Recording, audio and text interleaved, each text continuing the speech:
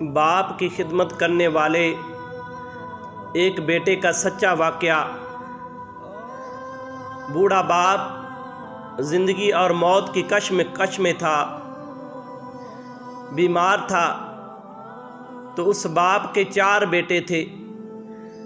تو چھوٹے بیٹے نے اپنے دوسرے بھی 3 بھائیوں کو بلایا اور ان سے کہا کہ یہ ہمارا باپ ہے اور زندگی اور موت کی جنگ لڑ رہا ہے، اسے اب خدمت کی ضرورت ہے۔ کون ہے جو اس کی خدمت کرے گا؟